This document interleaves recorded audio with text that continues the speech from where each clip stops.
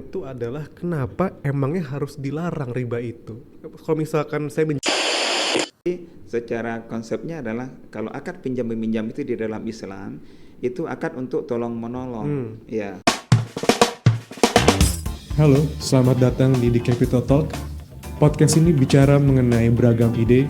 Jadi anak-anak, adik-adik yang ingin belajar wajib bayar pakai sampah plastik.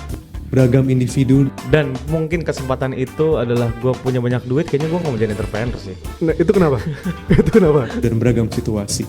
Orang kaya ketika menjadi kaya, dia punya privilege untuk bahagia dunia dan akhirat.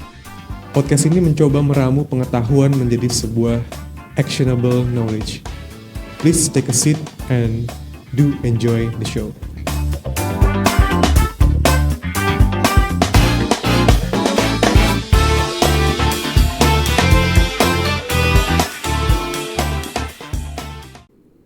Assalamualaikum warahmatullahi wabarakatuh.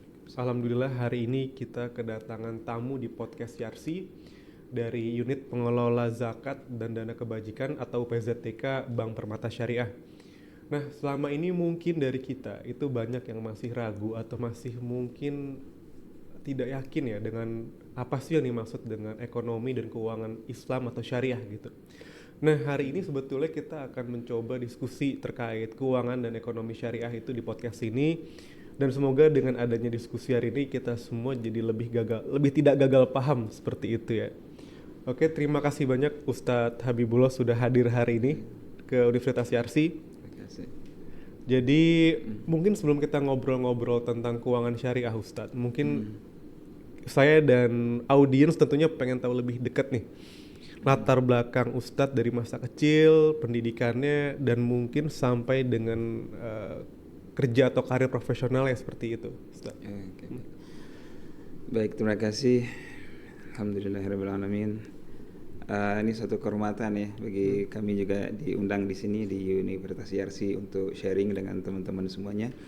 Bismillahirrahmanirrahim. Assalamualaikum warahmatullahi wabarakatuh. Waalaikumsalam warahmatullahi. Bicara terkait dengan masa kecil ya, memang merupakan suatu pengalaman yang luar biasa bagi saya gitu ya. Karena tinggal atau lahir di sebuah kampung kecil di daerah Sumatera Barat, tepatnya di Jorong Padang Kunyit gitu ya. Kenegarian Bunga Tanjung, Kecamatan Batipuh, Kabupaten Tanah Datar ya, satu kampung kecil lah di dekat perbukitan di daerah Sumatera Barat. Di situ mang karena kita mang lahir di dalam kesederhanaan gitu ya. Jadi memang kita dituntut untuk berjuang. Nah, salah satu solusinya untuk kita bisa survive ya bisnis gitu ya. Jadi dari kecil sudah bisnis. Jadi sudah mulai berdagang ketika masih SD gitu ya, sebelum sholat subuh itu sudah keliling-keliling tuh untuk berdagang gitu ya. Kemudian lanjut ke sanawiyah, itu juga bisnis lagi tapi bisnisnya lebih besar. Sekarang sudah buka warung gitu ya, buka warung. Kemudian lanjut setelah tamat dari sanawiyah itu masuk ke aliyah program khusus. Jadi namanya madrasah aliyah program khusus. Itu saat itu masih cuman 5 ada di Indonesia. Kan ini program dari Kementerian Agama kita gitu yang berbasis asrama, dikasih beasiswa dan pilihan gitu ya. Jadi untuk masuknya itu untuk seluruh wilayah Sumatera, cuman ada satu di situ ya. Nah di situ juga lanjut lagi tuh pulang berasrama, tetapi ketika liburan dagang lagi gitu ya, bisnis lagi gitu ya. Sampai selesai dari aliyah program khusus itu kita lanjutkan ke Imam Muhammad Ibn Saud Islamic University di Jakarta. Ya, jadi masuk ke perjalanan di situ juga cukup panjang ya, masuk di situ karena nggak mudah juga karena teman-teman dari seluruh Indonesia juga banyak yang berminat di situ ya untuk masuk ke Imam Muhammad Ibn Saud Islamic University itu ya. Kalau dulu dikenalnya Lipia Jakarta. Oh iya, gitu Lipia. Ya, Dulu Lipia Lipia. Jakarta, ya. Sampai 7 tahun di situ ya, tuh menamatkan sampai Fakultas Syariah. Nah, di situ ketika kuliah masih semester 2 di Fakultas Syariahnya, saya mulai berpikir kayaknya saya harus ngambil yang kuliah umum nih gitu ya, kuliah umum gitu ya, supaya ilmunya ini balance antara yang syariahnya dengan yang konvensionalnya lah gitu ya.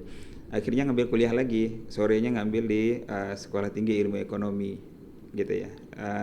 Disitulah belajar manajemen, akuntansi dan seterusnya. Nah sehingga begitu selesai dari situ, jadi alhamdulillah ilmunya bisa digabungkan. Jadi ilmu secara syariahnya dan ilmu secara ekonomi konvensionalnya bisa dimix gitu ya. Dan itulah menjadi bahan atau modal untuk ngelamar ke perbankan syariah gitu ya. Okay. Karena sebelum masuk di bank syariah itu di ini dulu di konsultan dulu gitu ya. Kemudian juga ada di lembaga sosial gitu ya. Jadi masuk ke perbankan itu setelah ketika sedang mengikuti kuliah S2 di Universitas Indonesia. Nah itu baru mulai bisa masuk ke perbankan ya. Perjalanan juga cukup unik tuh masuk ke perbankannya karena tidak mudah juga ternyata ya. Jadi intinya ketika masuk perbankan pertama kali masuk di Bank Bukopin Syariah. Tahun berapa itu, Ustaz?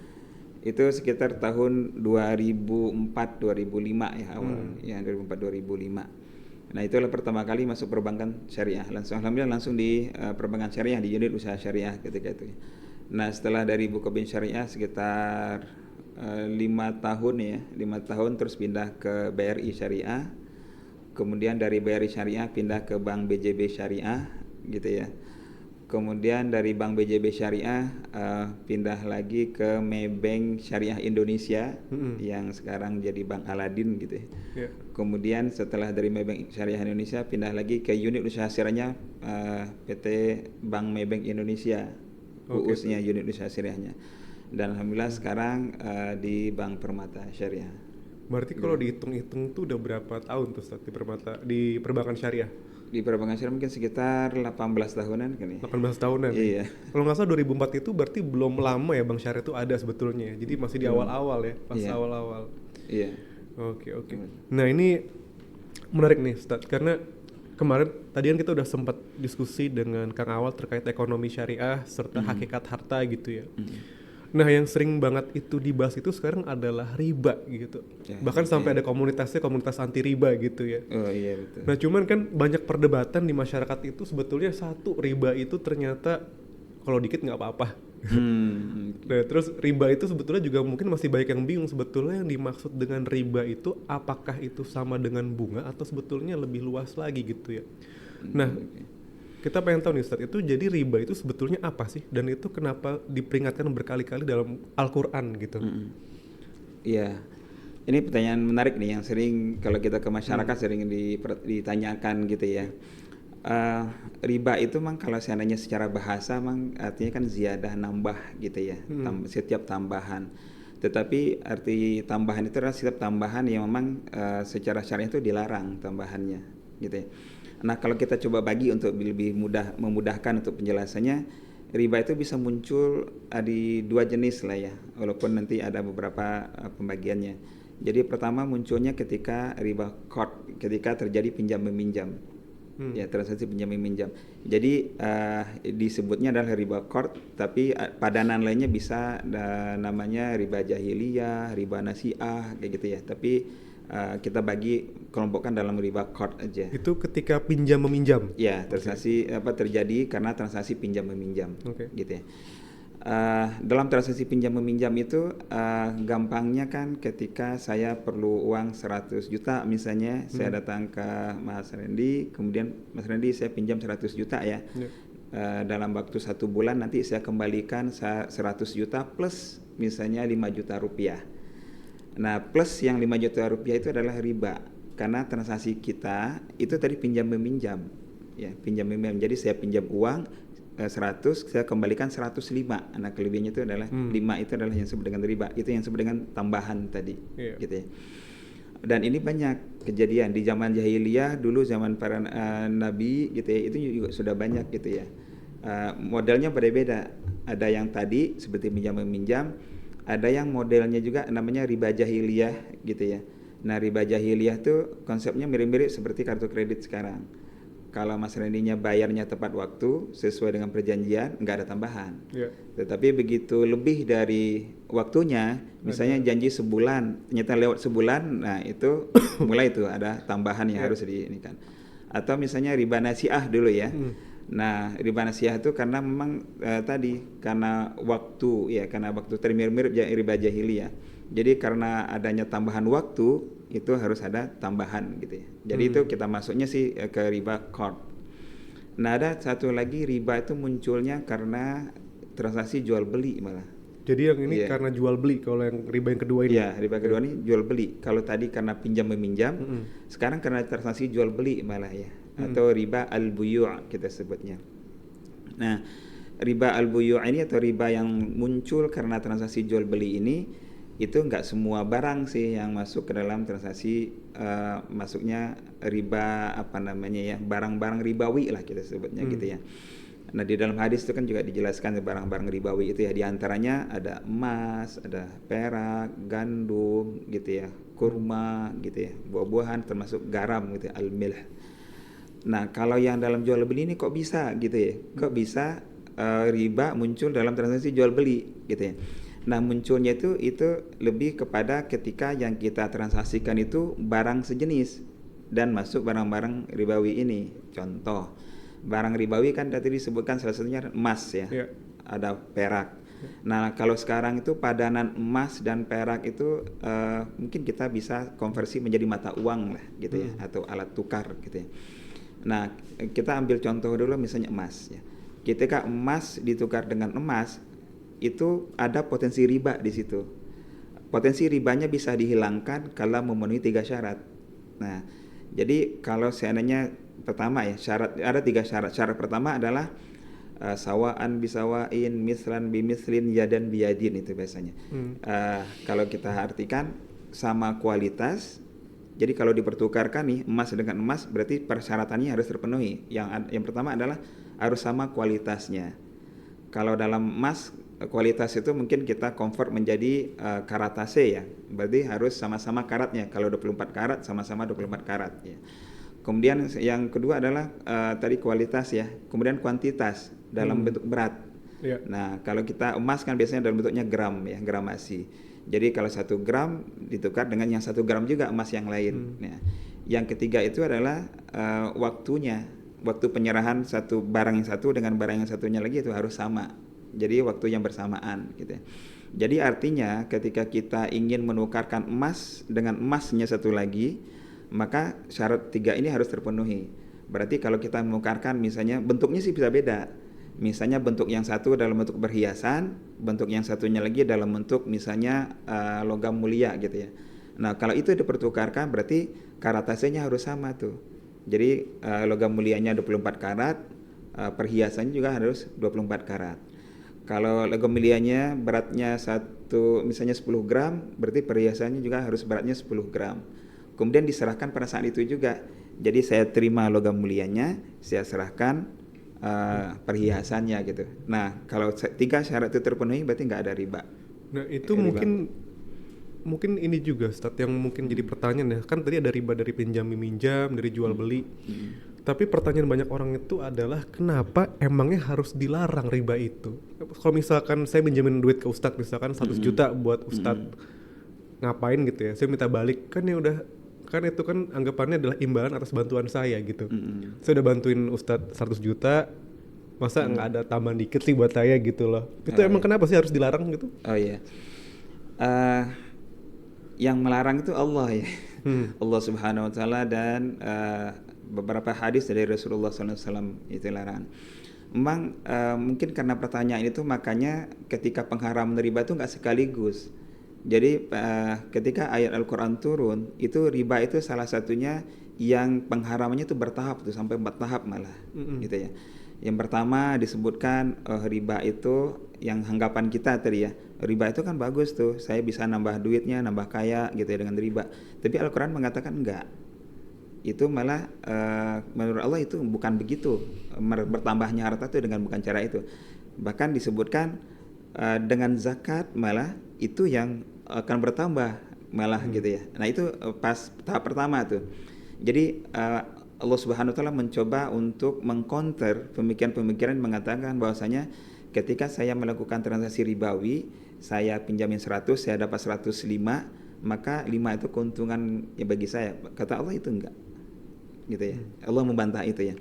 Nah, kemudian di tahap selanjutnya itu cukup ada 4 tahap ya. Di tahap selanjutnya Allah Subhanahu wa taala juga mengatakan, ngasih gambaran dulu orang-orang yang Yahudi, orang-orang non muslim gitu ya.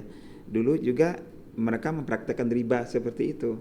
Tetapi Allah hukum gitu ya. Dia praktekkan riba tapi Allah hukum. Jadi sudah mulai nih ya. Oh, ternyata pada zaman dahulu itu riba itu juga nggak boleh. Nah, ketika ada orang melakukan riba, transaksi ribawi itu malah dihukum. Oh, artinya ini sudah mulai, ini bukan sesuatu yang baik nih. Nah, begitu ya. Tahapan selanjutnya itu yang ketiganya adalah Allah melarang tuh mulai yang la ta'kulur riba ad'afan mudha'afah. Jangan memakan riba yang berlipat ganda. Ada sedikit ya. Oh, berarti yang nggak dibolehkan itu adalah yang berlipat ganda, mungkin yang besar atau apa gitu. Tetapi di tahap selanjutnya sudah selesai itu ya. Sudah Allah haramkan ya riba ya. Bahkan kata Allah ya wazaru ma baqiya minar riba gitu ya di dalam Al-Baqarah itu. Jadi dan tinggalkan sisa-sisa riba. Artinya saat ini di tahap keempat itu udah habis semua riba, nggak boleh dilakukan lagi gitu. Nah, mungkin ini karena mungkin sudah kebiasaan juga di masyarakat ketika itu. Jadi sulit untuk merubah secara sekaligus. Sehingga perlu 4 tahapan tadi sampai riba betul-betul Allah haramkan. Nah, konteks kita di zaman kita saat ini kan juga masyarakat mungkin sudah terbiasa. Sudah terbiasa dengan kondisi seperti itu. Sehingga kembali mempertanyakan. Dan pertanyaannya mirip-mirip zaman dahulu itu gitu ya. Kenapa sih itu kan enak tuh, saya bantu, saya harusnya dapat gitu ya. Nah, tapi secara konsepnya adalah kalau akad pinjam meminjam itu di dalam Islam itu akad untuk tolong menolong ya, untuk saling membantu gitu ya, ta'awun. Jadi bukan untuk bisnis. Jadi kalau seandainya memang tolong menolong, apa ya yang kita inginkan, yang kita harapkan harusnya dari Allah, pahala dari Allah Subhanahu wa taala. Nah, kalau ingin bisnis jangan pakai akad tolong menolong, kita pakai akad bisnis gitu. Jadi kalau misalkan kita pinjam meminjam itu hitungannya tolong menolong. Itu dalam Islam tuh udah jelas dibagi. Jadi jadi kalau misalkan kita mau dapat tambahan dari transaksi itu, akadnya jangan tolong menolong gitu ya, tapi akadnya akad bisnis gitu ya. Itu yang mendasari kenapa tadi yang pinjam-minjam itu akhirnya tambahannya itu jadi riba seperti itu. Oke, ini juga Ustaz, yang juga sering agak nyeleneh, yang sering orang bilang gitu ya, apalagi di kalangan pengusaha gitu ya. Kalau riba lebih murah gitu. Kalau kita bertransaksi riba malah lebih murah dari bank syariah dalam tanda kutip gitu. Gimana tuh kita menyikapi kayak gitu? Ini apakah ini suatu hal yang sebetulnya berdasarkan fakta atau ini hanya opini-opini aja sih sebetulnya? Mungkin orang membandingkan ya, mungkin antara di bank syariah kemudian di bank konvensional, mungkin mereka coba membandingkan pricingnya gitu ya, harga atau kalau di bank konvensional itu kan bunganya gitu ya. Kalau di bank syariah bisa dalam bentuk margin, ujroh atau sewa atau bagi hasilnya gitu ya. Bisa jadi kalau membandingkan itu mereka melihat kok di bank konvensional itu lebih murah ya, gitu bunganya gitu.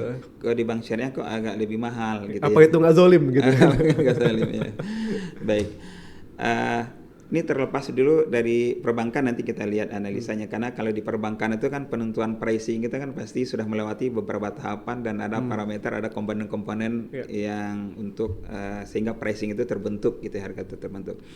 Tetapi riba itu ketika sudah Allah haramkan dan wazaru ma baqiyan minar riba, kata Allah itu ya, tinggalkan seluruh sisa-sisa riba itu, maka enggak ada ruang lagi tuh bagi kita sebenarnya untuk melakukan transaksi ribawi. Bahkan di dalam ayat selanjutnya kan juga Allah bahkan mengancam gitu ya kan, fa'dzanu biharbim minallahi wa rasulih gitu ya. Kalau masih melakukan juga transaksi ribawi itu, jadi Allah akan memerangi kita, Rasul akan memerangi kita ya. Kemana lagi kita pergi kalau Allah dan Rasulnya sudah sangat marah kepada kita gitu ya. Allah sudah mendeklarasikan perang dengan kita, kemana lagi kita pergi gitu ya. Sehingga besar kecilnya riba itu tetap haram ya. Nggak bisa misalnya kalau ribanya sedikit nggak apa-apa gitu ya. Tetapi yang tadi mungkin kita ada tambahan sedikit tentang yang riba muncul ketika transaksi pinjam meminjam tadi ya. Itu munculnya riba dalam transaksi pinjam meminjam itu memang ada syaratnya ya. Salah satu syaratnya itu adalah diperjanjikan atau disepakati atau dijanjikan atau sudah menjadi kebiasaan. Misal gitu ya.